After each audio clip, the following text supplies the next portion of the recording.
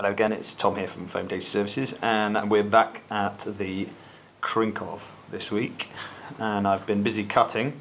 I've been working here on the shell, and you can see that I've removed the top handle here completely, and I've also removed the stock from previously. I'd removed the stock attachment point, and here I've cut away all the bottom part of the battery compartment, and I've narrowed the fore end as promised. So I'll just start assembling a little bit so you can see where we're at. So we're going to take our fore end, and then we're going to take this. This is the battery tray, and as you can see I've now cut that down quite a lot, and this is designed to sit in there like that. As you can see, that's now a much slimmer profile, and then I plan to fill in this part here to make a foregrip, maybe a little bit further back, I haven't decided yet. So there'll be a little bit of barrel showing, and then I'll probably put a slightly longer barrel to make room for a new flash hider on the end. And then I have this, which looks like just two random pieces of Nerf tack rail, but I wanted something to hold this battery tray together at the bottom, and this had the screw ports in.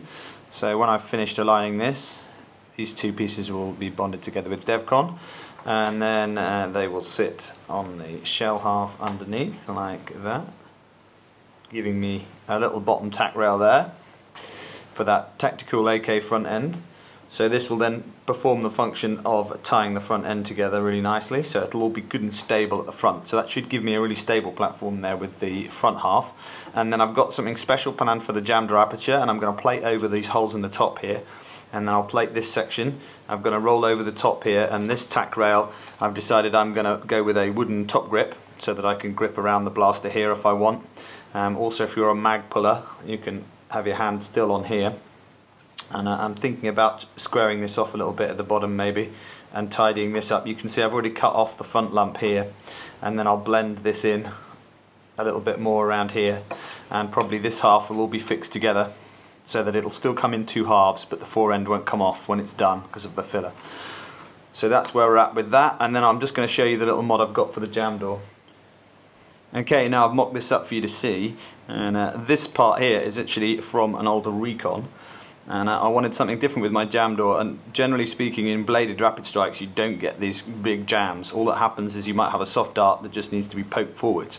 So this will allow me to still do that, because I'll be able to get in through here, through that top hatch door, but I won't have this big ass jam door getting in my way, and I'll have a real nice neat little top half, and I think that'll look much more AK like. I thought about the sliding section from a Raider in here where you have that little long narrow jam door, but I tested it and it would go in, but it would interfere with what I'm planning to do here with the handle, because I had nowhere to slide the actual door itself. So I used this one because the jam door actually is integral and it doesn't take up any space. So there you have it. That's going to be what that side's going to look like, and I'll show you the motor cover and the new motor cover on here. And you can see this is the Rev 2 version, and it's got a slightly beveled edge now, and they've just cleaned up the print a little bit in a few places from the prototype, and the wall thickness is a little better along the front here from my early ones, which were prone to breakage along here, and they're now nice and tidy. So that'll go in there, and it follows the Rapid Strikes lines really nice, and I'm hoping to integrate that into a short section of pick tinny there just to make it look tidier, and you won't really be able to put much on that tiny piece of pick tinny, but it'll look good. And then I've obviously got to fill in all of this once I've attached the battery tray like on the other side. So that's where I'm at the moment. The next big job on this is to bond everything together. I did try that with some epoxy, and I drop tested it, which I do with a lot of my mods because I'm clumsy, and it all shattered.